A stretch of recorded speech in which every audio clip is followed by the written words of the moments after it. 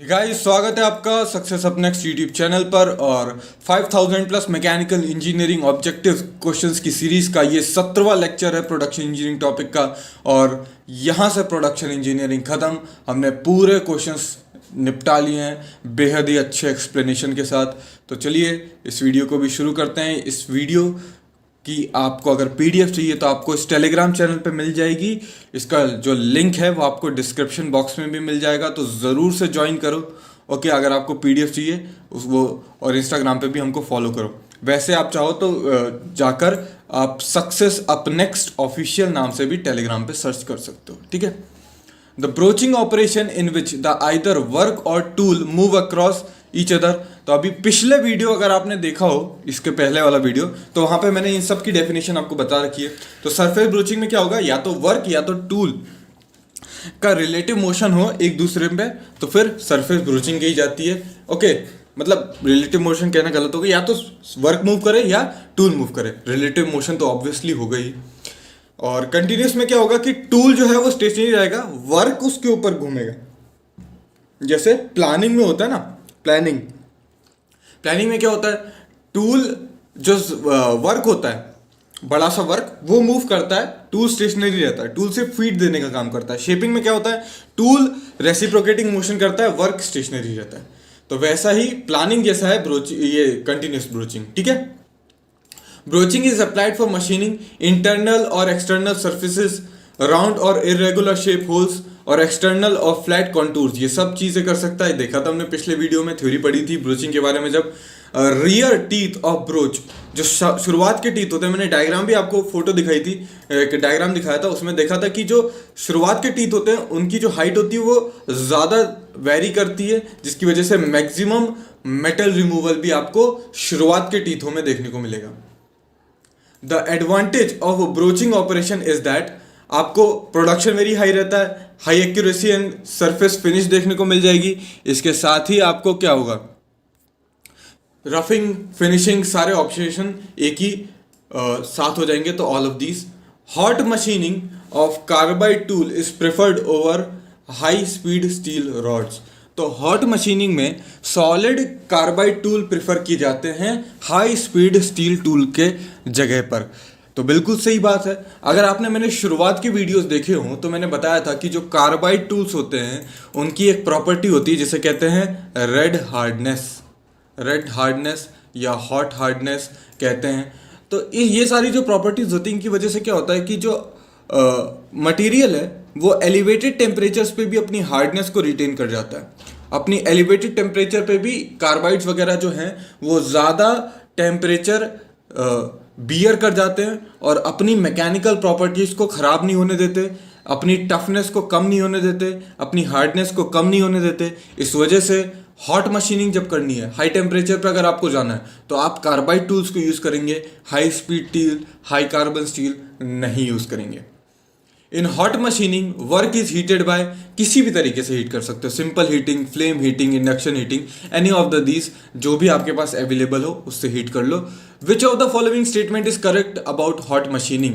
It requires less power than machining at room temperature. Material थोड़ा soft हो जाएगा, work material थोड़ा soft हो जाएगा, इस वजह से जो कटिंग के लिए जो पावर है वो कम लगेगी। ओके, कटिंग के लिए जो पावर है, मटेरियल रिमूव करने के लिए, मशीनिंग के लिए जो पावर है वो कम लगेगी। पर ऑन द अदर हैंड अगर आपको जो टेम्परेचर एलिवेट कराना है उसके लिए पावर ज़्यादा देनी पड़ सकती है, तो ओवरऑल पावर कंजम्पशन हो सकता है आपका बढ़ जाए। पर मशीनिंग के लिए, अगर सिर्फ मशीनिंग की बात करी जाए, तो मटेरियल थोड़ा सॉफ्ट हो जाएगा, वर्क पीस थोड़ा सॉफ्ट हो जाएगा, इस वजह से मशीनिंग के लिए जो पावर है वो कम लगेगी। रेट ऑफ टूल वियर भी कम होगा। जब मटेरियल मेरा सॉफ्ट हो चुका है, जो वर्क पीस सॉफ्ट हो चुका है, तो टूल वियर भी मेरा कम हो जाएगा।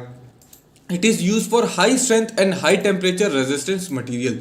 ऐसे मटेरियल हैं जिनकी बहुत ज़्यादा स्ट्रेंथ है, अब उनको अगर हम मशीन करना चाहें तो नॉर्मल से कर नहीं सकते, तो उस केस में या तो हमको डायमंड जैसा कटर यूज़ करना पड़ेगा, या फिर हम उसको एलिवेटेड टेम्परेचर पर आके थोड़ा सा उसको हॉट करके उसकी मैकेनिकल प्रॉपर्टीज़ को हल्का सा कम करके हम उससे मशीनिंग करा लें।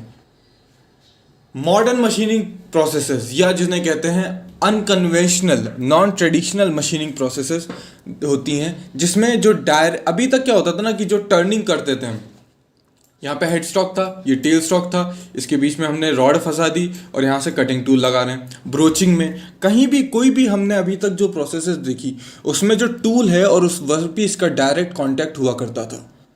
पर मॉडर्न मशीनिंग टेक्निक्स में क्या होता है कि हम direct contact between the workpiece and tool is avoided and material is removed with almost no physical contact of the tool and the workpiece. ये कंसेप्ट होता है मॉडर्न मशीनिंग एनर्जी जो प्रिंसिपल्स हैं या मॉडर्न मशीनिंग प्रोसेस है। इसमें क्या होती हैं, अल्ट्रासोनिक मशीनिंग होती है। अल्ट्रासोनिक मशीनिंग में क्या होती है कि मेटल जो है वो रिमूव किया जाता है एब्रेसिव स्लरी के द्वारा। टूल और वर्क के बीच में एब्रेसिव स्लरी डाल देंगे। एब्रेसिव जो पार्टिकल्स होते हैं वो काफ़ी ज़्यादा हार्ड होते हैं और उस हार्ड पार्टिकल्स के जो जब इम्पैक्ट करेंगे वर्क पीस पर तो वो जो ऊपर की लेयर है उसको रिमूव कर देंगे। तो एब्रेसिव स्लरी में क्या होता है, एब्रेसिव की जब भी बात आएगी एल्यूमिनियम ऑक्साइड सबसे पहले आ जाएगा, हम first, silicon carbide, boron carbide और वाटर होता है। टूल वाइब्रेटरी टूल होता है, अल्ट्रासोनिक फ्रीक्वेंसी पे वाइब्रेट करता है, जो कि ब्रास और कॉपर का बनाया जाता है। एग्जाम्स में पूछा जाता है, बहुत ध्यान से, ये इंपॉर्टेंट है। स्ट्राइक करेगा flow over abrasive slurry cross thousand of microscopic grains जो होते हैं वो वर्क पीस को रिमूव करेंगे, वर्क मटेरियल को रिमूव करेंगे by the process of what, abrasion. और अल्ट्रासोनिक मशीनिंग बेस्ट सूटेड है टूल स्टील के खिलाफ। सिंटर्ड कार्बाइड है, ग्लास है, प्लास्टिक है, ब्रिटल मटीरियल है, हार्ड मटेरियल है, ब्रिटल मटेरियल है, उनको अगर आपको मशीन करना है क्या यूज करोगे, अल्ट्रासोनिक मशीनिंग यूज करो।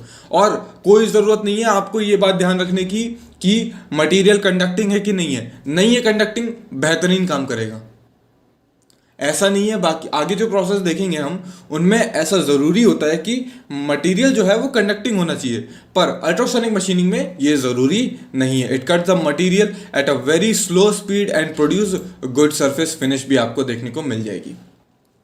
इलेक्ट्रोकेमिकल मशीनिंग की बात करें, ECM, मटेरियल जो है वो रिमूव करा जाएगा, मेंटेनिंग इलेक्ट्रोलाइट बिटवीन टूल और वर्क के बीच में इलेक्ट्रोलाइट होगा और एक स्पार्क हम इंड्यूस करेंगे और उस स्पार्क के कारण एक स्मॉल गैप मेंटेन करेंगे। स्पार्क की बात यहाँ नहीं होगी, ओके। और जो पोटेंशियल डिफरेंस एक तरीके से होगा उसकी वजह से यहाँ पर जो है वो मटेरियल रिमूव होगा। स्पार्क की बात कहाँ आएगी, स्पार्क की बात आती है इलेक्ट्रो डिस्चार्ज में। इलेक्ट्रो डिस्चार्ज में क्या होगा कि हम टूल और वर्क के बीच में एक रिकरिंग मतलब बार बार स्पार्क कराएंगे, उस स्पार्क के कराने के कारण मटेरियल रिमूव होगा। बहुत ध्यान से हमको ये भी याद रखना है कि टूल जो है वो कैथोड होगा और वर्क जो है वो एनोड होगा, है ना।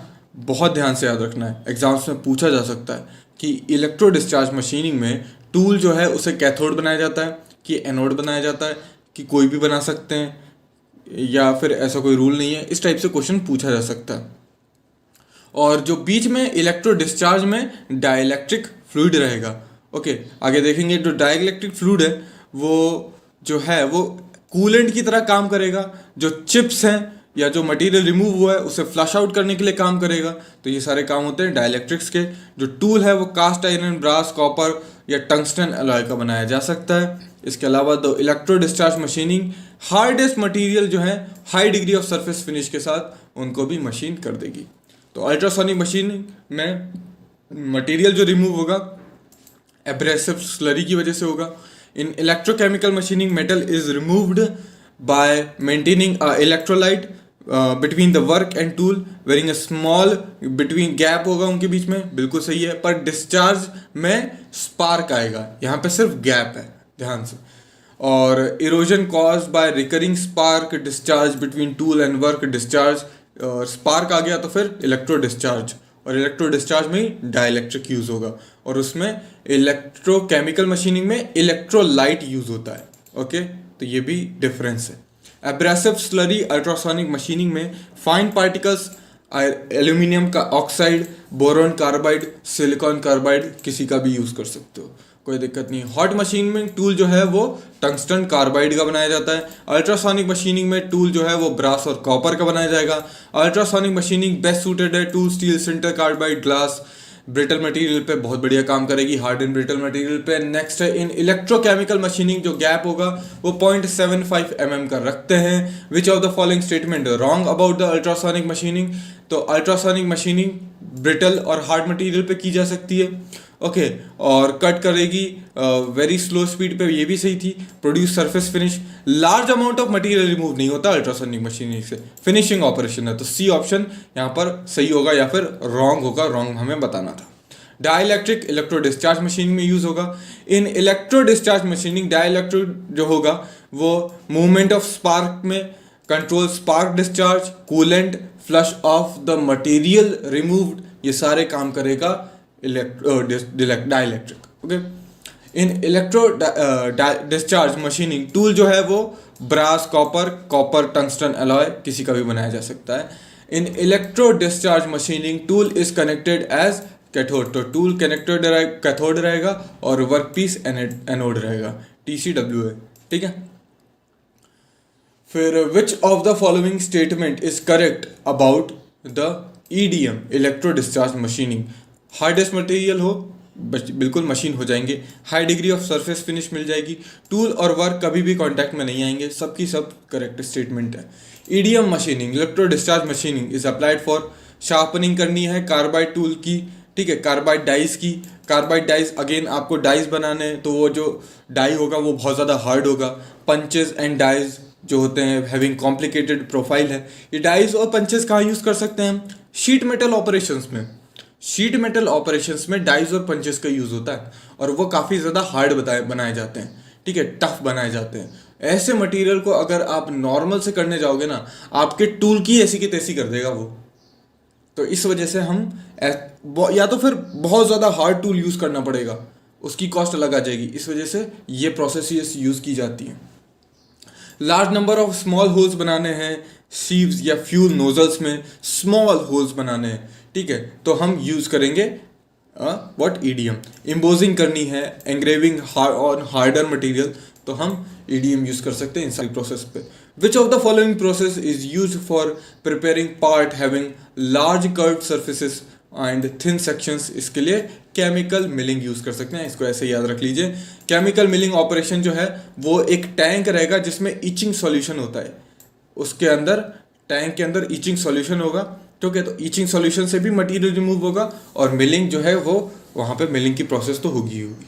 तो दोस्तों ये वीडियो था जिसमें हमने 415 मैकेनिकल इंजीनियरिंग के प्रोडक्शन इंजीनियरिंग के टॉपिक को डिस्कस किया है। नेक्स्ट जो वीडियो है वो आपको फ्लूइड मैकेनिक्स पे मिलना जल्दी ही चालू हो जाएगा और जैसे ही ये वीडियो अपलोड होगा साथ में आपको मिल जाएगी इसकी PDF। So thanks for watching and as always have a nice day.